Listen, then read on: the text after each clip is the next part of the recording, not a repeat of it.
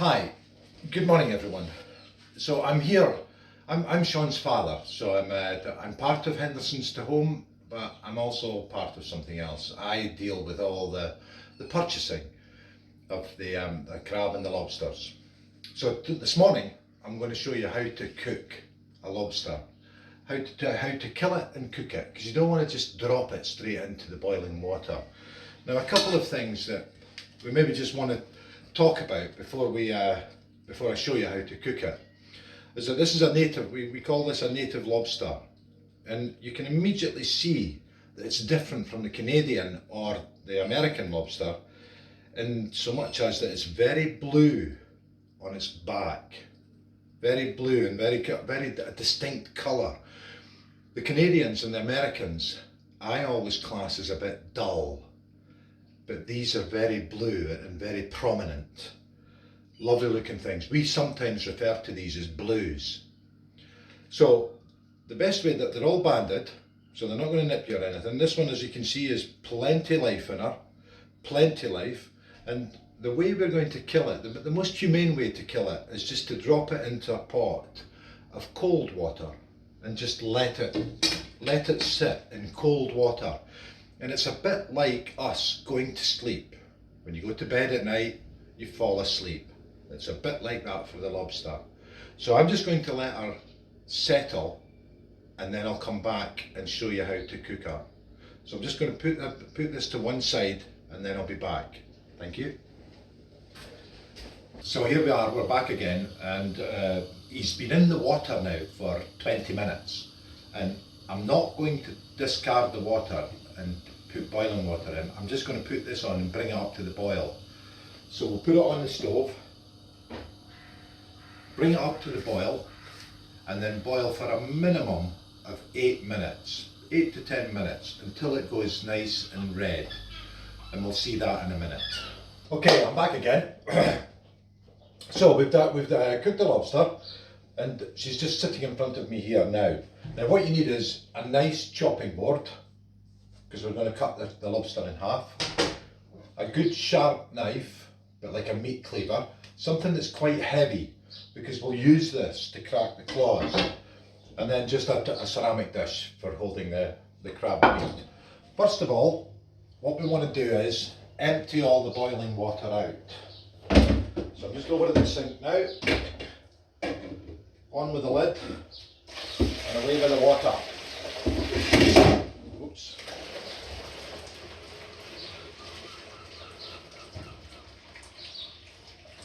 And then fill it back up with cold water.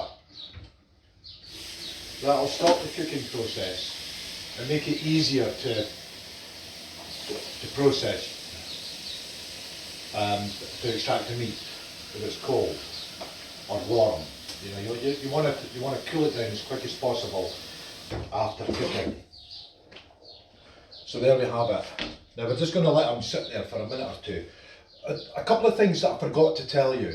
There are other ways of killing the lobster humanely. Commercially, we kill them, we electrocute them, so we put them through an electric stunner before we put them into the cooking water. That's commercially. Now, not everybody has that ability to do that. It's not like you can go out and jab them with a couple of batteries or a bit of 240 volts. So the other way that I think the most humane way is the way I did it, because that retains all the blood. A lot of other people say that you can take the lobster, turn it over, and then between its legs, just slice down through it, stab it with a knife. But really, all you're doing there is, you're killing it, of course you're killing it, but then it's allowing it to bleed to death. So you lose a lot of protein, a lot of blood comes out. With this, the water is always clear. If you kill it and then you put it in boiling water, you stab it and you put it in boiling water, you'll get a lot of blood coming out and a lot of froth. And that's all goodness that's then going to be tipped down and gone to waste. The other way of doing it is to put it in the freezer for half an hour, and this will stop the crab, a bit like going to sleep again. I just prefer to put it in water and let them have their natural habitat where they can wiggle about for a wee minute, and I would leave it in for an hour. I mean, I only left this one in for half an hour, which is plenty. And really, in fairness, you could plop it in water and then put it on the pot, bring the water up to boil, because again, it's like it going to sleep. So there we have it. So now we're going to take our lobster out. And we want to take the claws off. So that's just that's a very easy way of just taking it off at the knuckle, right in at the body. Put that in your dish to one side, and the other one as well. If you bend them backwards and around, you'll get a nice clean break. Now nearly all the meat is in the tail part of the lobster back here. There's not an awful lot of meat in here, but you can eat it. I mean, there's nothing's going to kill you. There's no dead man's fingers or anything like that in a lobster. You can really eat everything, even the shell if you wanted to. So we've got our nice sharp knife now.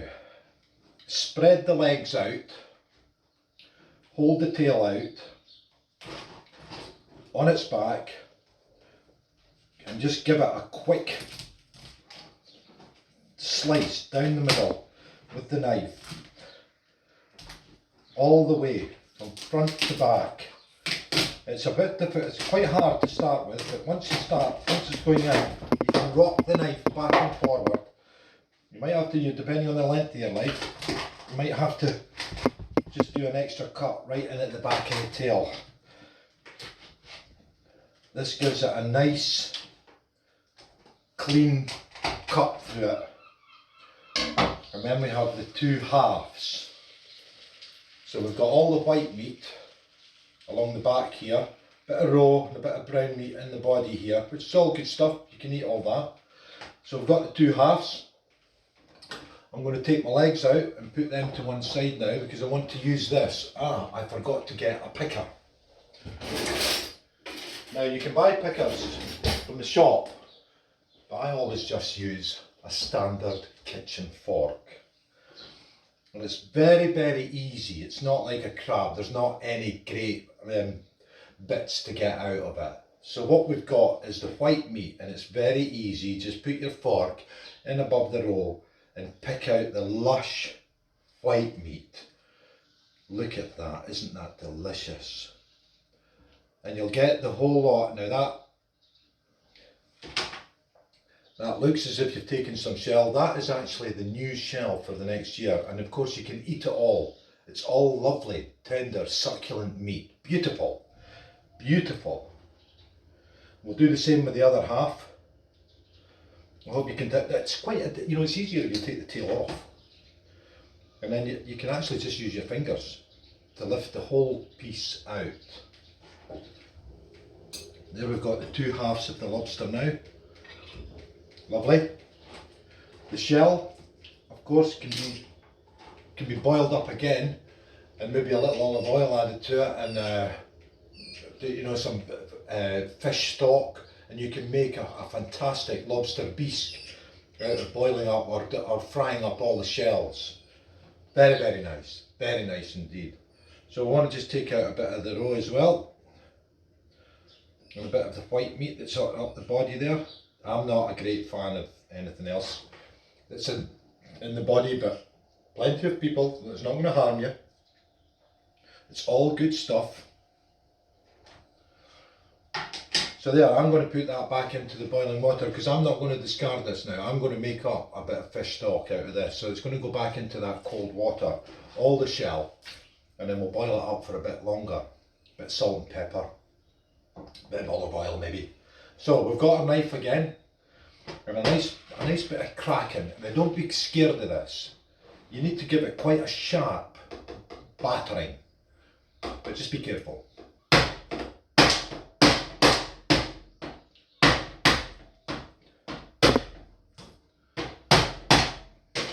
And really, it's just, you got to just pick off all the shell from the claws. If you get rid of the elastic bands, of course. It's fiddly, for sure it's fiddly, because it's a very tough shell that's on it. But it's just perseverance with this. I can't remember the last time I did this. I would far rather go to a restaurant and have one already done for me.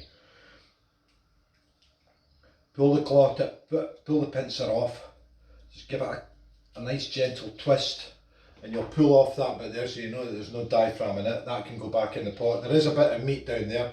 I can't be bothered picking it out. I suppose it's a bit of laziness, you know. And I have lobster on the doorstep as well. And then this other piece will come out beautifully. Now look at that, isn't that lovely? Delicious. Into your board, shells back in the water. Second claw, elastic band off. This is the holding claw. You saw that this other one was quite long and skinny. This is a tearing. This is a holding one. This is the stronger of the two claws. So it holds it with this one, then it tears its meat with this one. That's how they operate. So again, hold it upright. Across the back. A couple of cracks. And then flat.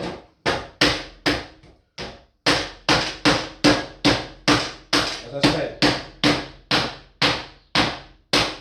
don't be frightened, but just be careful. Again, you'll pull this off very easily. And again, we've got the thigh and the knuckle here as well. There is meat in there. So again, you want to crack that. I didn't do the last one, forgot all about it. I'm too spoiled.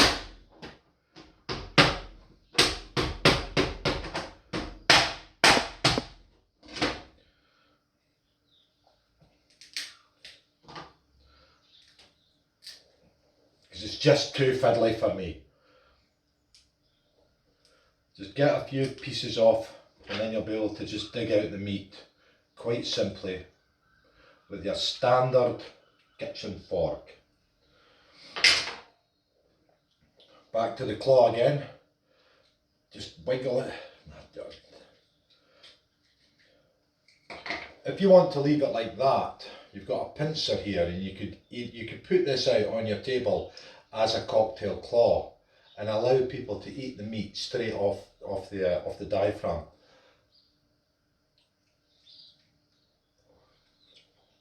See, there's a oh man, that is beautiful. Beautiful. You'll notice that the diaphragm is in the centre of that. Something I forgot to tell you on this one. The diaphragm will still be in the centre of this one. But again, I'll show you how to get it out. You just need to be careful of that. You don't want to eat that. It's a bit solid. It's not going to poison you, but it might get stuck in your throat. So don't eat that. And you can pick off the rest of that meat. Shell back in the pot. Shell in the pot, in the pot, in the pot. So we've got a diaphragm in the middle of this one. Just squeeze it gently. And it will come apart very easily. And you'll see your diaphragm. And again, if you've cooked it correctly, you'll pull it out very, very simply. There we go. And that can go back in the pot. There's your lovely lobster meat. I hope that's been a help to anybody that doesn't know how to cook a lobster. But that's the way Henderson's To Home would do it. Thank you very much for your time.